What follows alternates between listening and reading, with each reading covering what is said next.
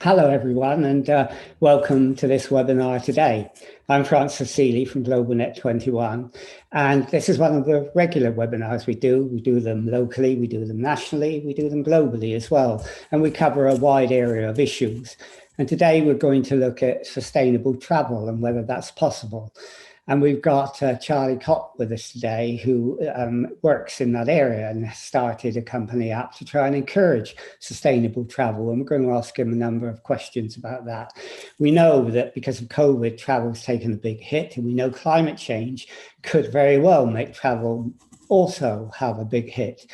And whether the mass tourism that we've seen for the last few decades can survive COVID and climate change is a huge question. So what Charlie has to say is, I think, going to be interesting. So Charlie, thanks for joining us today and taking part in this. And can I start by asking you if you could tell us a little about yourself and your background? Sure. So I'm Charlie. I'm based in South London, and I'm founder of eCollective. We're a travel or sustainable travel consultancies, and basically what that means is we help measure and then reduce the carbon footprint of travel companies. I had a background in finance and travel, and got more and more passionate about the climate emergency and wanted to make a difference. And being in the industry, I could see there was just so much more to be done, and that's why the business started a couple of years ago. Was there ever a sort of moment when you said, climate change is so important, I love travel, but I've got to do something about it? Yeah, I think so. We was at one of the old companies I worked for. We started asking some pretty basic questions to our suppliers on the ground about what are our travelers actually doing and what's actually happening, as opposed to what we thought was going on. And the numbers that came back were pretty startling. It wasn't actually around carbon emissions. That one was particularly around plastic usage, and the numbers that came back were horrifying, like far more than you'd ever guess. And it was just a kind of a light bulb moment to think that actually we've been patting ourselves on the back for doing these great trips, but actually there's a lot more going on than we don't realize or take into account. And that was the moment I thought, actually there's something we've got to do a bit more here. Well, you may have thought you wanted to do something more, but travel has a huge carbon footprint. Did you think, this is a task, this is a huge task, how can I do it? Yeah, I think that every day. There's different types of travel, and some of them have got far easier solutions than others. I think you can pretty much bracket everything into flights and then everything else in terms of those options. Like flights, they're kind of looking for solutions there where people want to travel long haul realistically, and have a low carbon footprint. It's very hard to come up with clever suggestions or realistic suggestions of what you can do as a low carbon alternative. But all the other elements within travel, such as accommodation and activities and on the ground transport, have got lots of good options. So there's loads of calls for kind of optimism, but then also some serious questions that need to be answered. And I'm hoping there's far more intelligent people out there than me that can help solve those problems, because some days you kind of think like, oh my God, how on earth do we solve this? And when you look at the big numbers. So, when you started this, people start a business or they start a passion, a cause, because they're passionate about something. What made you passionate? Was it travel or was it sustainability? I think it was more travel, to be honest. That was definitely more my background, and I got a bit frustrated about how people and companies saw sustainability. Is always on every kind of company's agenda, but quite far down the to-do list in terms of the priority scale. And I also think they used to look at it in a wrong way. They kind of saw it as a bit more of a box ticking exercise. We got to tick this box and therefore there we become sustainable. And I completely disagree with that approach for some things that kind of fall under the sustainable kind of umbrella. It should be about constantly doing better than he'd done the year before. It shouldn't ever be just that box is ticked and that's the job done. There's so much way we can continue to improve those kind of sustainable performances of your product, whatever that it is that your company does or sells. So I thought there was a massive opportunity there to kind of hopefully change people's mindsets about how they source sustainability. It's not a case of job done or this is the minimum and you have to hit that. It's a case of, well, unfortunately, what we're doing today is probably pretty average or maybe worse than average in terms of that performance. But let's get on a plan of constantly improving that month on month or year on year, whatever it may be for your business. Well, obviously, you sound an optimist, but some people would say, look, travel is such a big problem in terms of carbon footprint. And the mass tourism that's grown up in the last few decades, it's impossible to, reform that. It's going to have a huge impact. The only thing we can do is stop it. I mean, how do you respond to that? I think I'll be asking what exactly parts they want to stop. So I would probably almost agree with them to some aspect when it comes to flights. The short haul flights that we're seeing at the moment, where you can get from here to Spain or wherever for £30 is ridiculous. The economics don't work, and the kind of environmental impact that they have for the kind of joy that that product brings or the benefits that it may bring just don't make any sense in any form whatsoever. And I think there should be some far more quicker change and harsher words said on that particular subject. Mass tourism as a whole for particular sites, again, I think that is completely wrong. There should be far more change there. I think there's some interesting projects going on. I didn't hear much about it, but there's this idea of this kind of tourism saturation index. So how much tourism can a particular place take in terms of pure numbers before actually it starts to become far more negative than the positives that the kind of local economy or the local communities may hope to have from tourism. But yeah, I mean, I think it's really one of the problems is the more kind of questions that you ask, the more additional questions pop up, and more problems and more opportunities that come into those kind of in that field. And obviously not all tourism is the same by any means. Like traveling to a cottage in the Cotswolds is going to have a completely different footprint from a carnival cruise with thousands of other people around the Caribbean to a honeymoon safari in Kenya to a business trip to Singapore for 2 days. So I think it's hard to kind of bracket them all up into one thing. And I think for me, the way to kind of get the way I would personally like to see change is focusing on those worst performers first and saying, well, how can we redesign these and get them to a much more equal level in terms of the benefits they bring as opposed to the negatives. Can you do that though? I mean, someone's just put up a comment, and it was a question I was going to ask anyhow. And that, I mean, can you work with everyone? If a big cruise company, and that's the comment, which has a huge carbon footprint cruising, someone like Viking came to you and said, can you make us greener? Can you make us more sustainable? Do you say, yes, I can? Or do you say, in your business, you can't do it? Well, I let the data decide on that. So I would normally say everyone can do better, even the best performing lodges.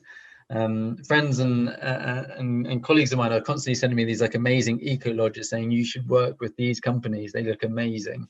And there's like a jungle retreat in the middle of Costa Rica. And actually those are the ones I don't get so excited by, because they're probably doing a pretty good job already. And in terms of the possibility for making a massive impact is a lot smaller with them. If I make a 10% improvement or 20% improvement with them, I'm not actually reducing that many tons of carbon from their product. Whereas the worst performers, there are sometimes some amazing opportunities to have quite a massive impact and redefine how they work as a business. Cruising, though, is a very difficult one altogether, because I don't know, I haven't had the chance to work with one in particular at the moment. And again, you got different types of cruises, from like a small one in Galapagos or something doing an amazing sailing cruise up in the kind of fjords of Norway or something, to the carnival type of cruise as well. But I think personally speaking, the carnival type cruising ones, I do worry about how big the negative impact is as opposed to the positive one. So I'd almost be kind of tempting to actually say, well, the problem there is that governments really need to start taking action and start taxing those companies accordingly. And then in terms of their kind of economic use, so they actually do pay taxes as a whole, and also kind of started taxing the kind of environmental damage that their business has as well. I mean, someone's just said, and this relates to something I was going to say, that lots of companies pretend that they're green. They try to advertise the travel and say that we're saving the planet, but they're not. And someone said, well, you know, shouldn't we have a policy of banning advertising for high carbon goods and service and flights until we make a change? I would love something like that. So that's a challenge we're trying to take on at the moment.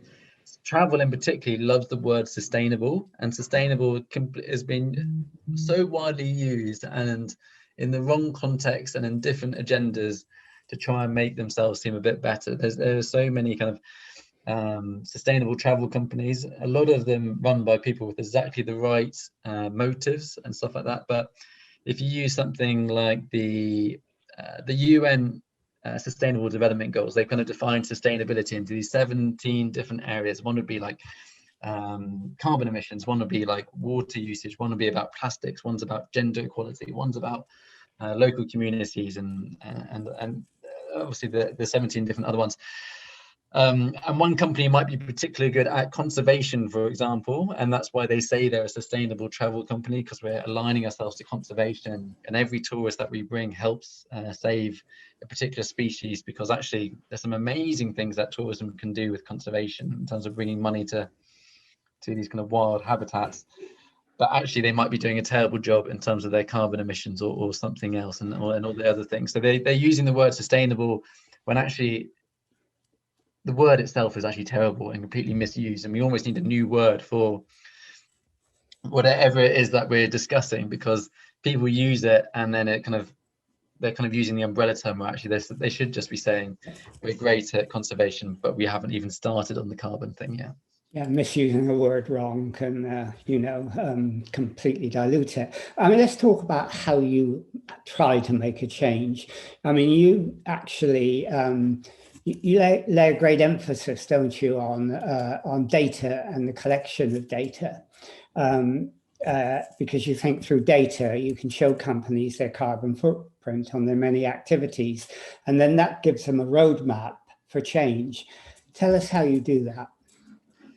Yeah, so calculating a carbon footprint is quite a mathematical process. You use X quantity of fuel, whether that's petrol, electricity, or energy, or gas, or whatever it may be, and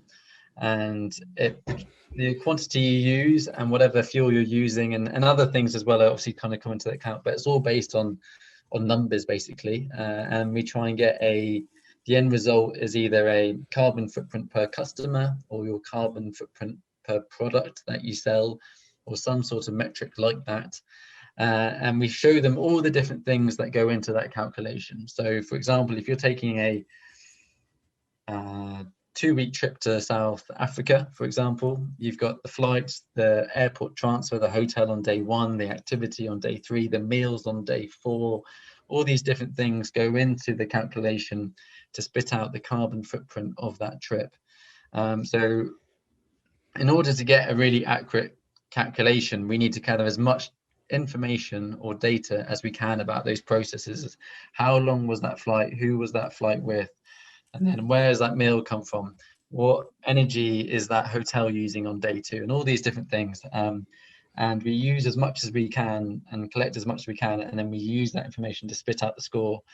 And then that's the bit I then get excited about as well. What are these things that look a little bit off? What seems strangely high in terms of that carbon footprint for that in particular ingredient of that holiday? And that's the bit that we start to say, well, actually we can swap this hotel for this one because it's got just as good a reviews, it's exactly the same price, but it's got a fraction of the carbon footprint.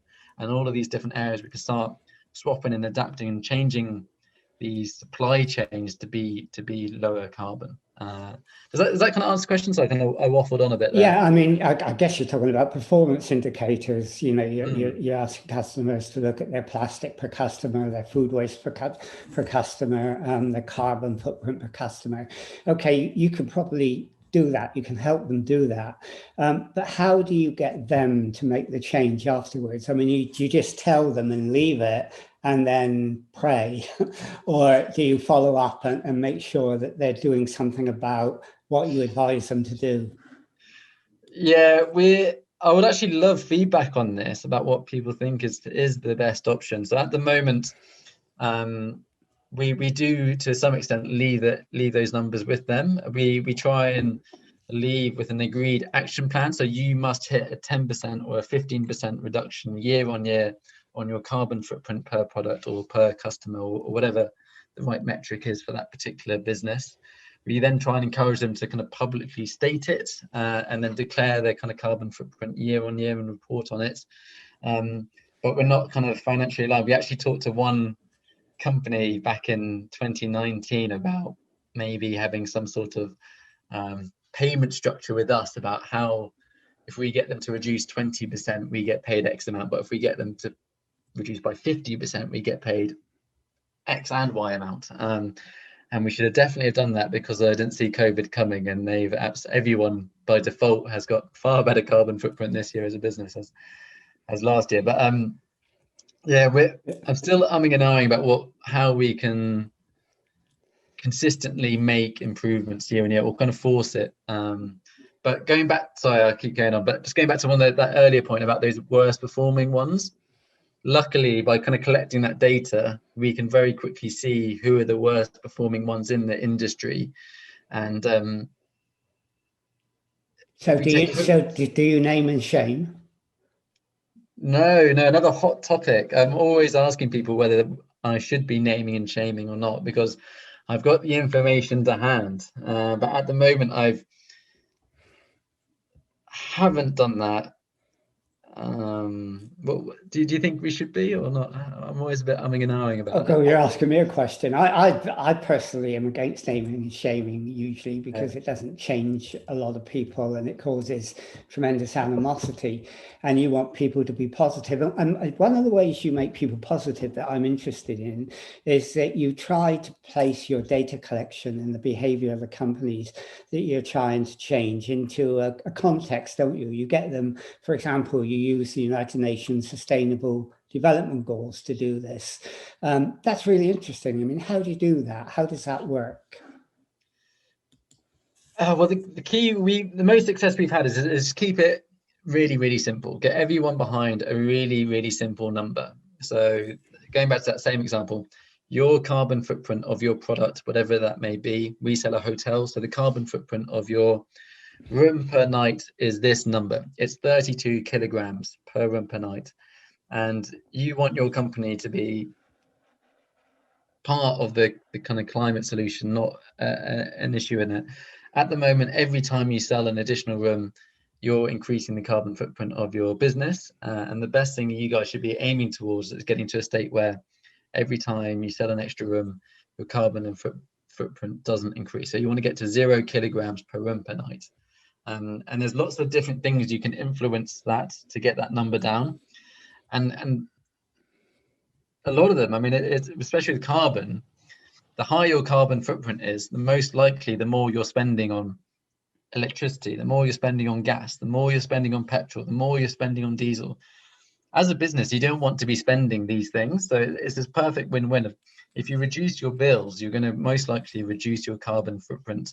Obviously, you can't get to a stage where you just don't have lights in your hotel, but by bringing this data to life and giving them to the people who really know their business, the hotel owners or the operations manager within the hotel, we can then say to them, well, actually, just to let you know, there's another 4-star hotel next door, which has exactly the same price as you. The rooms look very, very similar, but they have half the carbon footprint, and that's because they're spending half the amount on their bills, and therefore their profit per room is going to be higher because their costs are lower as well. So this should be really high up on your agenda, not just because you should be reducing your carbon footprint, but also because why wouldn't you want to be reducing your bills? And then that's where we can start to come at them with some really clever solutions about, well, maybe there's this technology that can help reduce the amount your customers use your electricity, or whatever it may be. So in a way, you're sort of convincing them, not because of the goodness of their hearts. You're convincing them by telling them there will be a return on investment. Absolutely, yeah. And we get a mixture of businesses that do that. Some businesses, I just know from experience, it's much easier to do that. From the outside, you can see these opportunities of where actually I can come in and I can tell them they can reduce their footprint by 20%, and actually that's going to be great for them because this is going to save them loads of money as well. So it's quite an easy sales pitch. But we do also have some amazing people and leaders where that argument isn't as strong, especially today. Hopefully it will be tomorrow. But they want to do it. They see it as part of their kind of moral duty, to start measuring their carbon footprint and reducing it where possible, and tracking it, and doing what they can to reduce it. I mean, is it possible to give us, say, one example of a company you work with who have made a significant difference in reducing their carbon footprint, and briefly tell us how they might have gone about it? Sure. So we work with a villa company. So they sell lots of villas all around the world, not too dissimilar to the kind of Airbnb type model. And they've got this amazing opportunity where they don't directly own, but they can influence the behavior of thousands of people. So they work with these villa owners in France and Italy and Timbuktu, or wherever it may be, and they can use their influence to start educating these owners about, one, what is their carbon footprint. I'm constantly amazed about how often we still have to have that conversation about just simply what is it and what does it mean, and why they need to get it lower. And then also coming to them with ideas and strategies about how they can reduce that carbon footprint without it being a kind of a cost to that person, whether that means a financial cost or kind of just a pain point cost, and getting them to kind of make that change. Ideally, as you say, going back to that point, because it gives this great rate return of investment. But then they've also got this other thing where how can they influence their customers? Like, how can they influence their customers to start thinking about how they travel? Firstly, how do they get to the villa? How are these things that they can do and they can change and influence? And when they're at the villa, what can they do to perhaps purchase local food, but not leave the windows wide open and have the aircon going full blast? I mean, some of these things sound so obvious and ridiculously simple, but unfortunately, I think we're still a little bit at that stage. What about supply chains? Because a lot of carbon footprint comes from the supply chains, and you help them think about their supply chains and change it. And how do they know that the new supply chains they might have, who say that they are sustainable, in fact really are they just saying it? Because there's a heck of a lot of checking to do in this, and data all over the place, and it seems a huge job to get an answer that is authentic. Oh, I couldn't agree more. So there's some businesses find that a lot easier than others. So it depends how good a relationship you have. I won't name and shame them, but one business, their suppliers don't like working with them, but feel they have to because of the scale of their business. And they'd lose money if they didn't. They don't feel they have a choice in that, but they won't share any information about their supply chain in fear of giving too much information away and then being that original company just bulldozing them over basically, and copying their business model and doing it themselves. So that particular situation is an absolute, well, it's just really tricky. I don't know, but there's loads of businesses where people are much more transparent and open, and so they're very happy to share and produce their results. And as long as we kind of keep the communication about, maybe not so much about finger wagging, but more about, okay, so if you tell us it's bad, then we've got this awesome opportunity to help you reduce it and find out why it's bad and see what we can do and work together a bit more as a team to kind of reduce it together.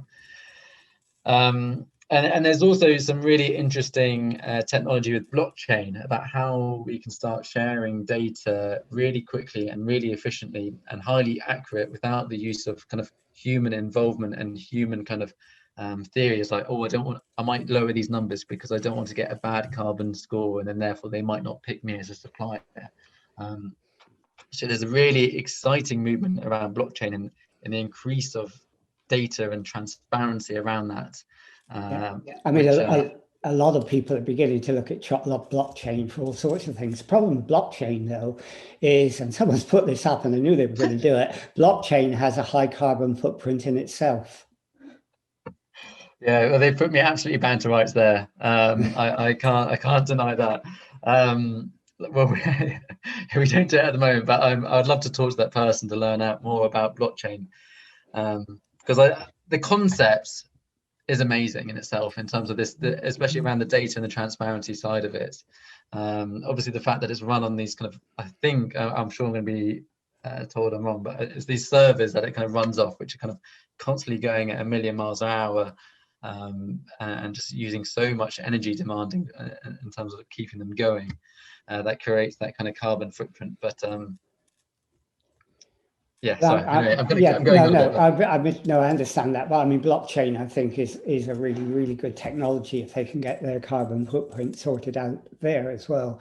I mean, you also try and get people who you work with, companies you work with, to champion other community groups, social enterprises that are doing sustainable and green things, don't you? I mean, not to greenwash, but, you know, to be part of that movement of creating a green future.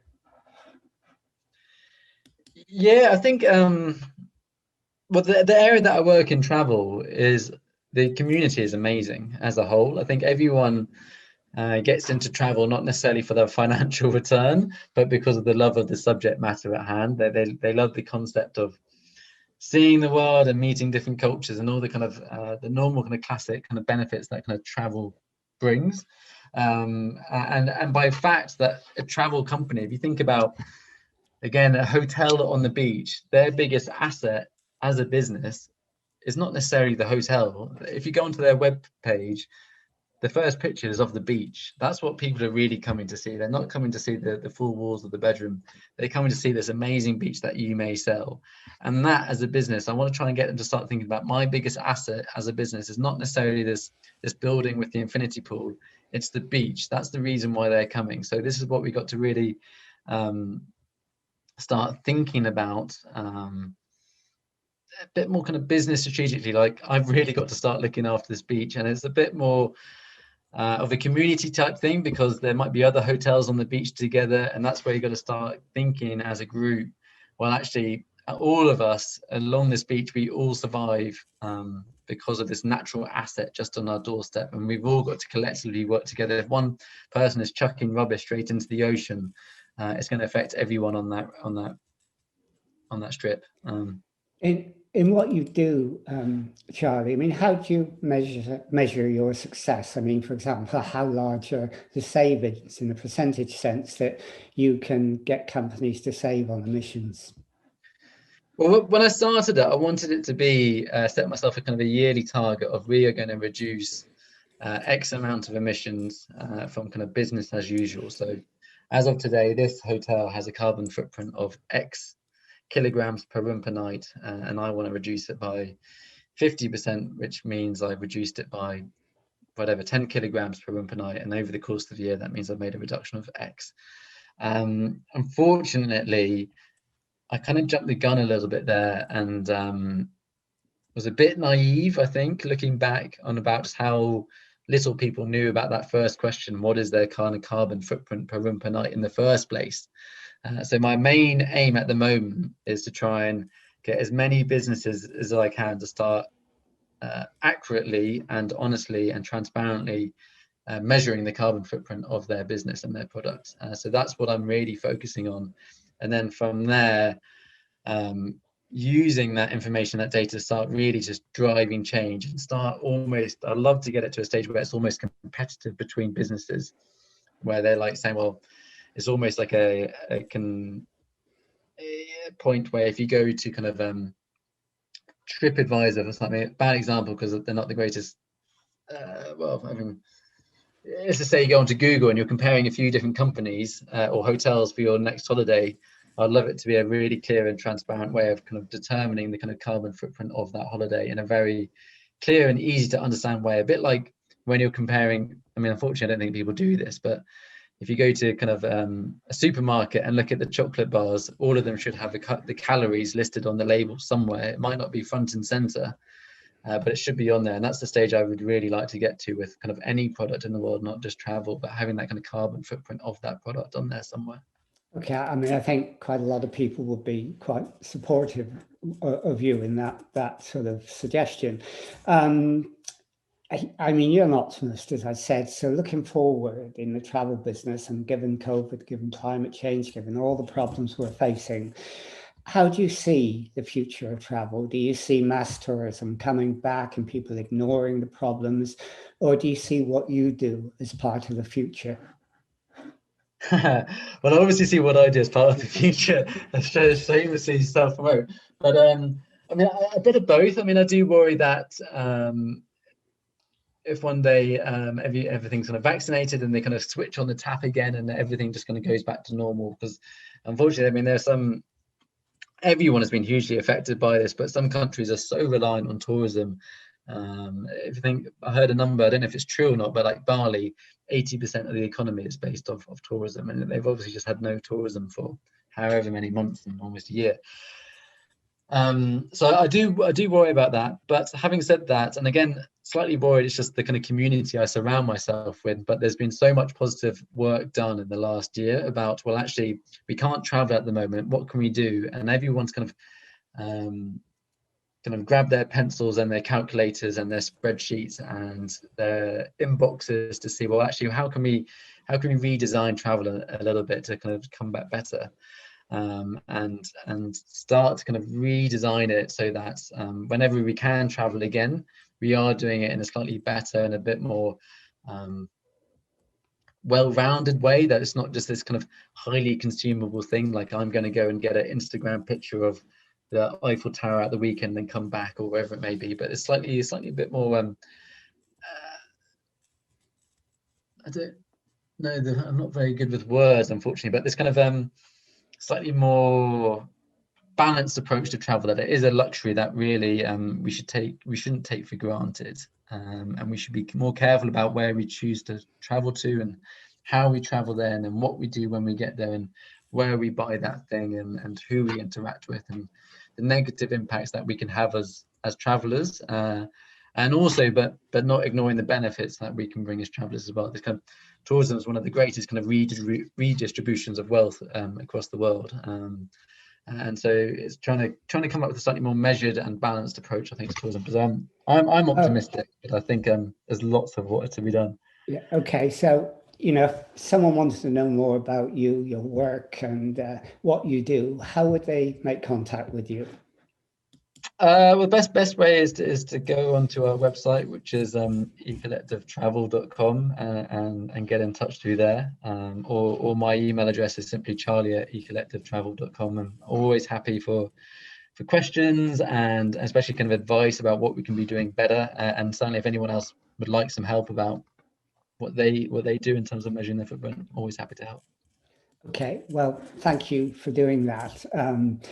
I think lots of people will find it interesting, and in a way, you're sort of like Daniel in sort of the lion's den, or against Goliath. You're fighting against big companies. You're doing an amazing job trying to do that. So I think people will be very supportive of that, and they'll be interested in what you have to say. And I know there are people who've been on here on chat today who would like to get in touch with you, and that I think we should do, because I think carrying on this conversation is important. So thank you for doing it, and thank you for the work you're doing, because clearly you're passionate about sustainability. You love the idea of travel, and what you said at the end is, that travel is one of the biggest redistributions of wealth, is a really important point. And, without it, some countries will suffer. So how do we make it sustainable is a real critical question. So, thank you for joining us and doing this. And we'll end this interview now. you.